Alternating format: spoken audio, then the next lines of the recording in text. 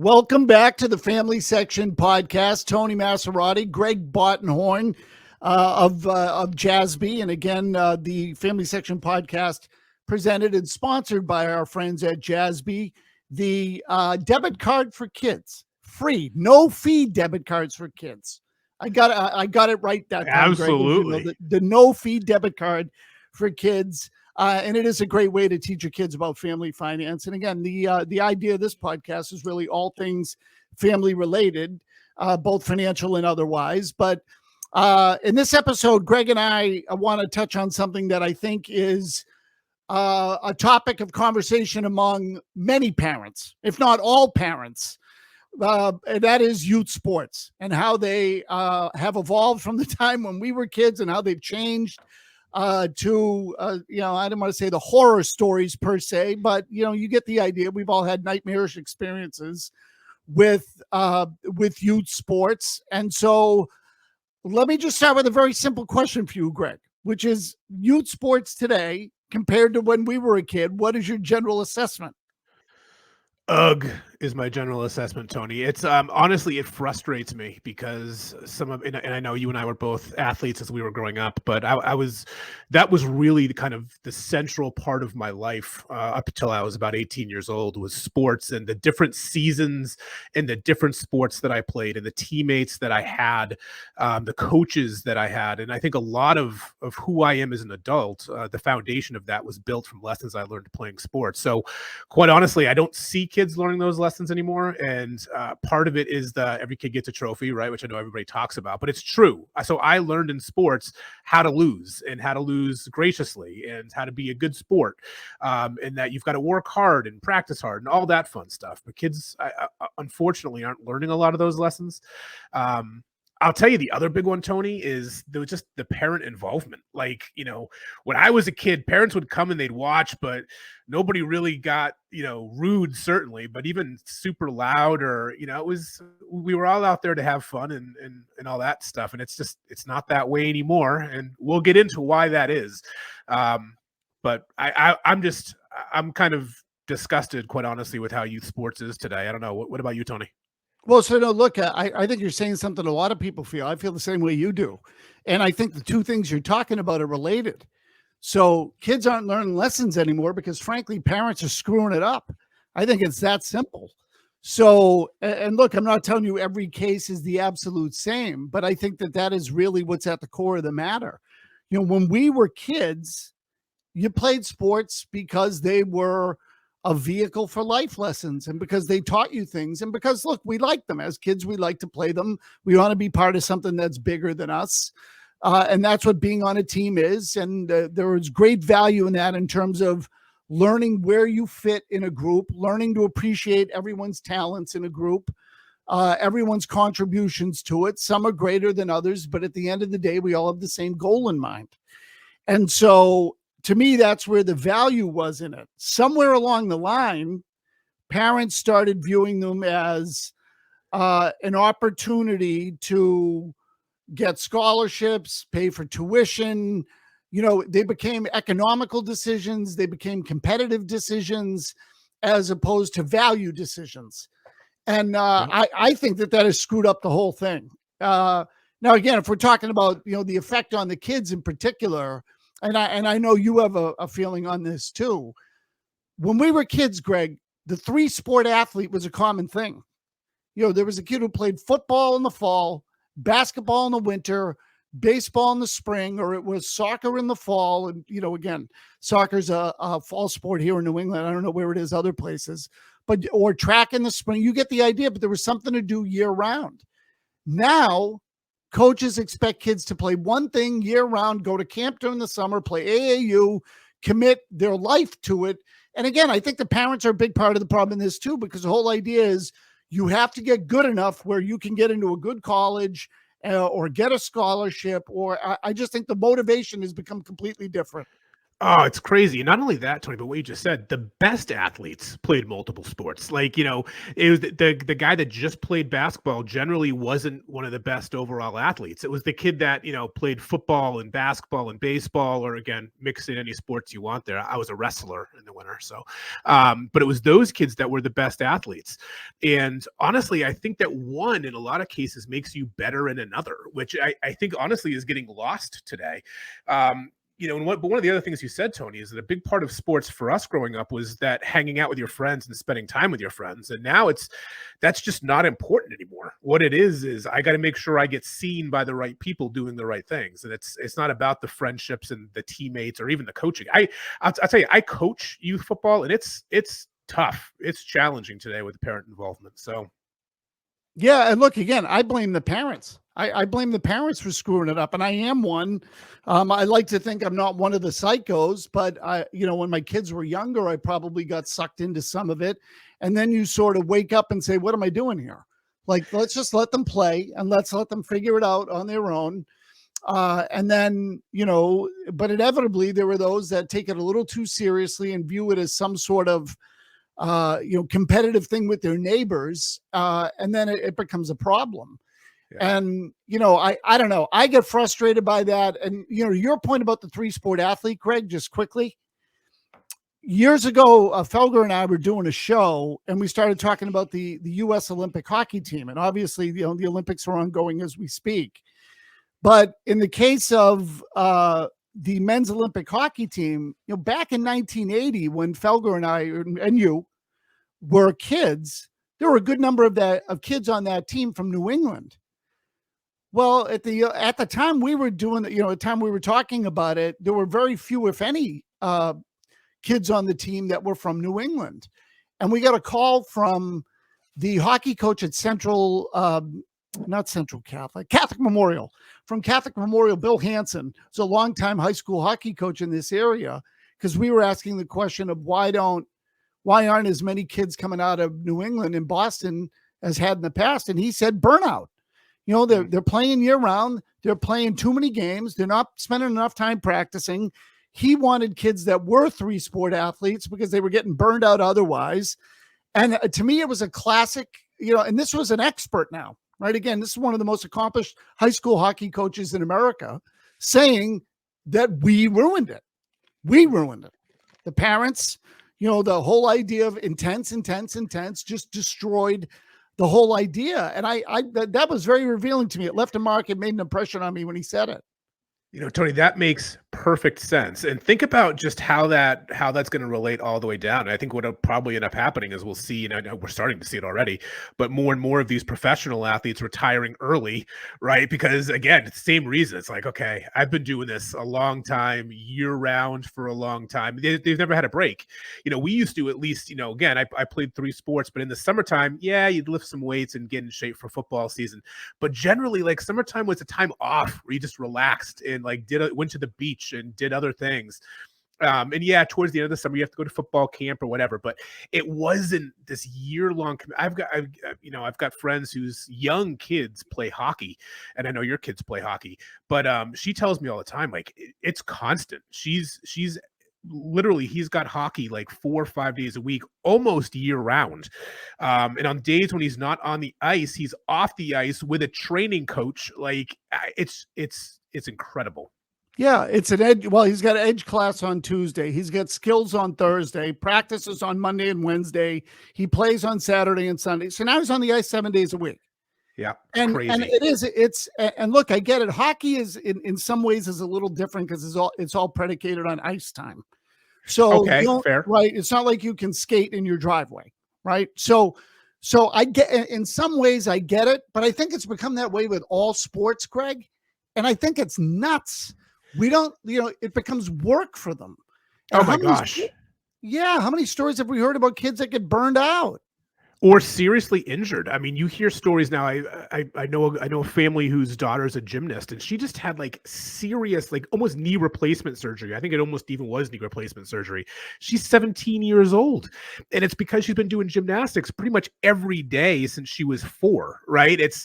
it's insane. So my daughter used to be a dancer, and she's 16 now. She started dancing when she was about 4. But even that, like, she danced just about every day for hours. She probably was doing 30 hours a week for dancing. And so she's a sophomore in high school now, going into this year. She said, I'm done. I just, like, I can't do anything else. Like, I can't spend time with my friends. I would like to try other sports. And in competitive dance, like, they tell you as a parent, they say, listen, this isn't for everybody. We get that. But if your child is going to do this, like, this is what they do. They can't do track. They can't do other sports. There's just no time for it. And when she was young and we started getting told that by coaches, like, it really bothered me. I didn't want her to do it, but she was so passionate about it and loved it that, again, I didn't want to take that away from her. But I was honestly, regardless of the money I spent on it, I was pretty happy this year when she decided that she wanted to actually live life as a teenager a little bit. Yeah, and I'll tell you, I can live with it when a kid is passionate about it. That's okay. We're all looking to find that passion. So if a child is, I want more, I want more, I want more. Okay, fine, then feed it, right? I get it, feed it. But it does have to be balanced. I'm a big believer in that. And I think most of us are, that you got to kind of even it off, because anything tilted too much in one direction gets a little psycho and it just gets out of whack. The balance gets out of whack. So I'll tell you, I do hear a lot of stories now. I'm curious as to whether or not you do. Like, for example, we had some friends of mine, their kids were like good at sports. They got recruited to play in college. And then they said, you know what? Instead of going Division I, I'm just going to go Division III. I don't want to play Division I. I don't want it to be a full-time job. I don't want it to be a year-round commitment. I want to play it. I want to see my friends. I want to live a little. And like, I can't tell you how much I smile when I hear kids say that, because that's what they should be saying. I love that, Tony. And look, we all know the truth of the matter is, being a D1 athlete, like, only a small percentage of those kids end up being professional athletes. So yes, congratulations. You just gave up your entire college life and you'll never get it back so that you could do a sport. You're still an accountant today. So, I love that. Go D2, go D3. You'll have more fun and you'll actually have an experience, which is great. Yeah. And it's just, look, again, I'm all for, maximizing whatever talents you have. And again, if it can help you get into a better school, then by all means, yes, try to take advantage of it. Use your strengths and your skills. But there's a balance there. And there's a point where it gets a little crazy. And we've all heard the stories of, parents screaming at coaches when their kids are 8 years old because they're not getting enough playing time, and it's ridiculous. I get right? that. Ridiculous. I get that coaching youth football, Tony. Parents that want their kids to play a special position or that's not getting on the field and they should get over another kid. And it's crazy. So I was going to ask you that. You've obviously seen it from the coaching side. Yeah, so I coach both youth football and youth wrestling. I'm also on an executive board for a regional league for youth football. So I'm involved. I unfortunately get to see a lot of the business side of it from that, and other coaches. And man, like, I'm talking 9-year-old teams where coaches recruit and try to cheat. Like, you see amazing things today that you didn't used to see. It's pretty crazy. No, I couldn't agree more. And so, well, here's what we're going to do. We're going to take a quick break, and then we're going to bring in someone who is more astute in this area than we are. And his name is Michael Martin. We'll tell you about him when we come back on the Family Section podcast, which, again, you can find on the podcast page of 985thesportshub.com, also on the 985 The Sports Hub app, as well as jassby.com/podcast, and that's JASSBY.com. And, while you're bouncing around, be sure to check out all the other original podcasts available from Boston's Home for Sports, 98.5 The Sports Hub. Also, podcasts are available at bpodstudios.com. That's B as in Beasley. And as well as Apple Podcasts, Google Podcasts, all the usual places. Again, Michael Martin from Elite Talent Pros joins us next on the Family Section. Welcome back to the family section here with Bot and Maz. Today we are talking about youth sports. And so Tony and I went into a little bit in the first segment about some thoughts that we have about kids' specializations and parents and how they get involved. And we brought in someone that certainly knows a lot more about this than we do. His name is Michael Martin. Michael has a company called Elite Talent Pros. They were founded in 2017 with the idea that every student athlete should have full control of where they go to college to be able to enjoy continued development in an atmosphere where they can thrive, and will continue to give them an education foundation and setting that allows them to grow as young adults. And Michael, I believe you're a former Division I athlete and professional athlete as well. Is that correct? Yes, that's correct. So welcome to the family section. Tell us, did I miss anything? Anything you want to add there to your intro? No, I think that you summed it up. I mean, it's really just about the families and our young generation being able to achieve their goals. I'm a firm believer, single parent home with 4 sisters, me being the only brother, and having a tough time. Sports was very important to me, right? It was a good opportunity to unleash, get a good understanding, and get good role models throughout the process. So a reason why this Elite Talent Pros exists is to give every single player a chance to get beyond their best, right? Getting a good educational understanding. And I think sports builds that on every single level, right? Yep. Michael, where did you grow up? I grew up in Miami, Florida, and I'm originally from Chile, so from South America. Mm-hmm. Okay. So my guess is your experience playing sports growing up was different than Tony and I. I mean, we're both from the Boston area, Right. but growing up in Miami, my guess is you may have had a little bit more year-round stuff even when you were a kid. Although you look like you're probably a little younger than Tony and I too. So you've got way less. You've got more hair and less gray. Than Tony and I have. we hide the grays down here, right? Yeah. Definitely. I mean, obviously, like I said, coming from a single family home, we were always, I was always playing sports. It was just really helpful.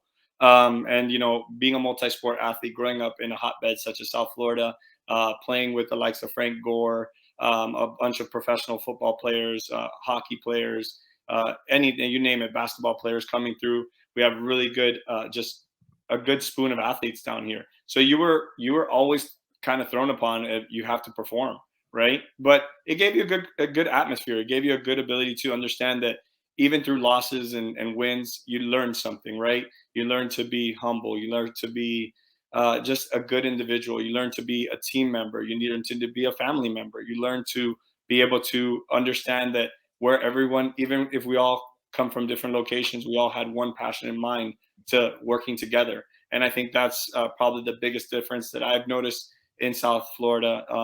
Everyone just is really humble, really enjoying the way that we do things when it comes to sports. And that really unifies us as a whole, So, Michael, can you give us an idea?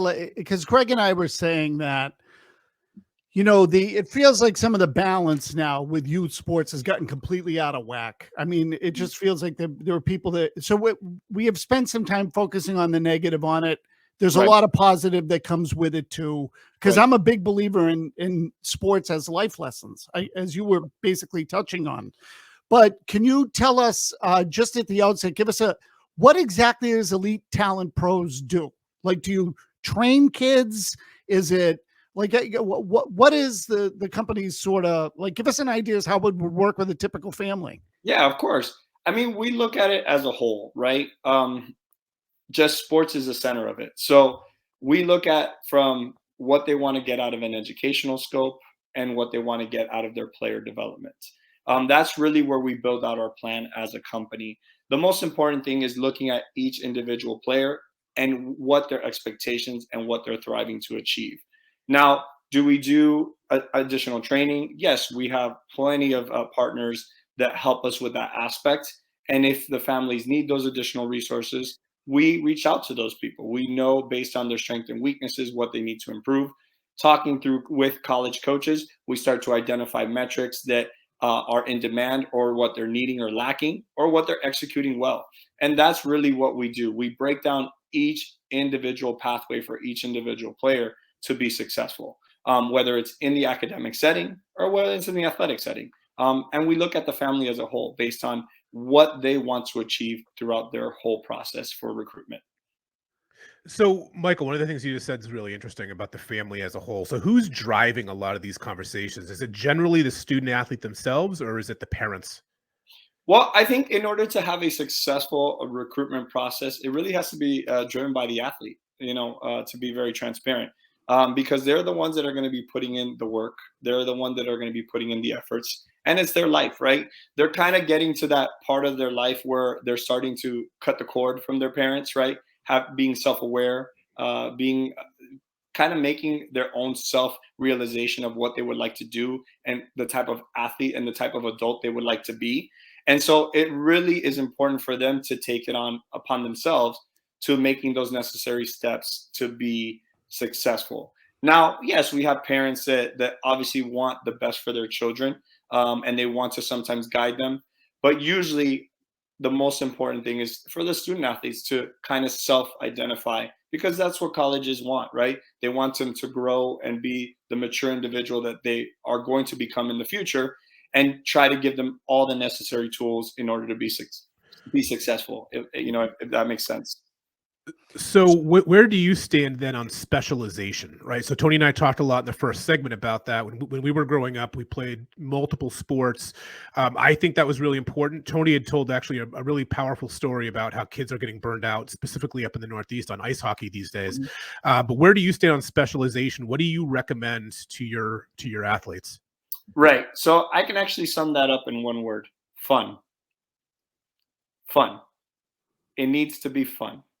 It doesn't matter how often you're on the ice, on the football field, out in the soccer field, and the basketball courts. It needs to be fun and engaging for the student athletes. Um, the burnout happens usually because it's driven by parents and our own selfishness, right? Of wanting them to achieve maybe something that we weren't able to achieve. But it really comes down to the science of learning. I've been able to partner up with a couple of high prospect candidates in the science of learning aspect in UCLA. And we've learned that kids need to be having fun. They will continue to learn through mistakes and mistakes and mistakes and mistakes. But as long as they're having fun, there will never be a burnout, because there's no one driving them other than their own internal passion. So I think that's very critical in the youth system. And I think that's what's a little bit lacking today, right? We're trying to put upon too much of our own upbringings into them and what our expectations are, when in reality, it's about them, right? It should always be about them. Me as a person, as a father, I see it with my 3-year-old right now. I don't push. I learn to, if he wants to go, we'll explore it. If he doesn't want to go, we explore other avenues. It's very important to guide them in the right direction that allows them to learn, make mistakes, and continue to grow. And that's how they'll form the passion that is behind it, and why I've been doing it for so long, and why I've been in the business for so long as well, because I always find it fun. And it's no matter through my failures, through my ups, through my downs, it's still fun, because I'm always growing and I'm always learning. And I think that's very institutional in the youth setup. It needs to be more about fun. So what age kids do you work with? Like, as you say, you talk about college, but I imagine that you probably start with kids at a significantly younger age than that. Yeah, so I mean, we start depending on the sport, and obviously the families that want to work with us in our mentorship program. We usually start around 12 years old, just because there's a mental aspect to everything, right? Every single individual athlete has the way that they see their future kind of unfolding, and it's up to us to nurture that, right? Kind of give them that balance and that pathway to getting to the answer that they're seeking. So whether it's through natural resources, coaching, online courses, empathy courses, ability to look at opportunities down the road is very critical for these athletes, right? We always know that we grow by those that are around us, that are bigger than us, that are better than us, that have more knowledge. So we really try to bring that on in the youth setup, so that way they know what could happen and could occur if they apply themselves. And that's where we can. So yes, we do start early, but again, each program will be different and each family will be different. There's never any pressure, because what we do is, again, we really take the family as a whole and really try to guide them as best as we can and nurture those processes, because we're building long-standing relationships. We're on a first name basis. I'm getting invited to parties, bar mitzvahs, everything. You want to be as an extended person of their family, and that's how we really thrive ourselves to being the top of the top. Because I see a lot of, obviously, with social media and with everything that's going on, everything is a proven process, but we kind of take away from the humility of people. People move people, right? We each work with one another, and that's how we're able to get to where we want to, because we're able to learn from one another. And I think that's where we really need to get back to, because that's what sports is all about. It's a people business, right? It's a business about people. So how often, you mentioned the families and the family involvement a lot. I imagine, and correct me if I'm wrong here, but I imagine that a lot of the parents that seek you out and say, "Hey, Michael, I got little Johnny here. He's the next Wayne Gretzky." Right? How Right. often are these parents coming to you thinking their kid is going to get a D1 scholarship and end up as a professional athlete, that you have to say, whoa, pump the brakes? Little Johnny's not quite as good as you might think. How often does that happen, and how do you approach those situations? Well, to be honest, we don't get those too often, believe it or not, because those type of parents that have a different type of mentality, I guess.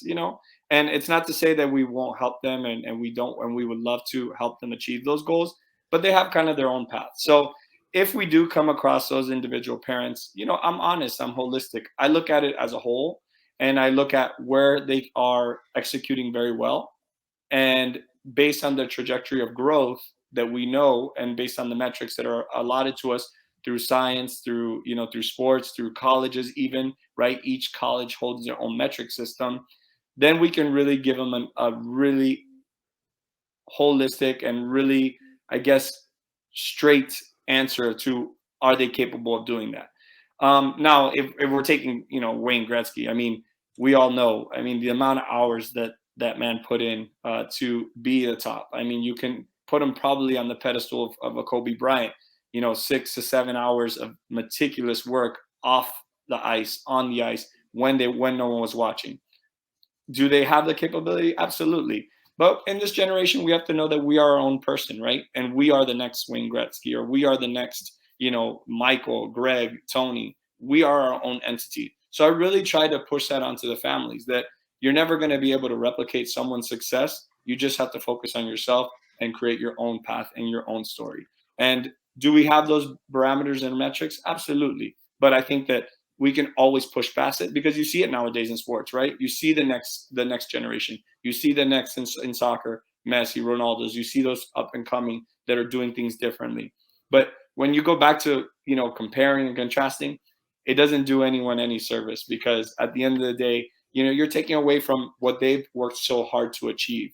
And we don't want to do that to a family, right? So I always try to stay away from comparing athletes to one another, and I focus on them as a whole.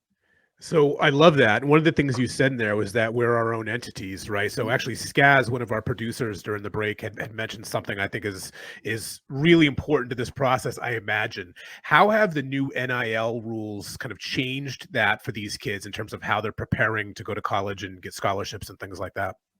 Right. I mean, I honestly, I love it. I think it has given a lot of families empowerment to control a little bit more of the outcome for their future financial success, which I think is fantastic. I think it's been a long time coming. And I think it actually just helps families that have been less fortunate, or that are really good with their image, to being able to capitalize and help others within the area. So I think that's always, it's always been the case. I think obviously for college level sports, it should be accessible to everybody. We all know that each different group carries different loads of actual scholarships. We all know that football is the primary sport, right? The one that carries most of the load when it comes to scholarship opportunities. And so that kind of gets, deviated. So this is allowing athletes to get a paid for education at a low cost. And actually, if anything occurs to them, right, whether it's an injury, a long-standing disability, or anything like that, they have something to fall back on. Now, obviously, there's still pitfalls about it, right? There still needs a lot of education when it comes behind it, because, for most of these athletes that are coming into these agreements, financial literacy is important. So I think that's going to be a real key, and we're going to have to kind of monitor that the next 10 years, to kind of see how that plays out. Michael, you should talk to Steph about that. Jazzby can help you out with teaching these kids about financial literacy. So. Oh, absolutely. We talk we talk quite a bit, and I have nothing but great things to say about Steph. I mean, she's just a great person, and to be honest, I mean, that's why we're in this business, right? We're in the business of helping these kids be the next generation and being able to make good educational decisions for themselves, so that they're the next Tony, the next Greg, being able to follow their passion, right, and what they're doing, and in a good, stable way. Yeah, they got to aim higher than that, Michael. I don't know. I'm just gonna say, I kind of want to be the next Tony. So okay, gotcha. Yeah, and then you need to aim higher than that too. Yeah.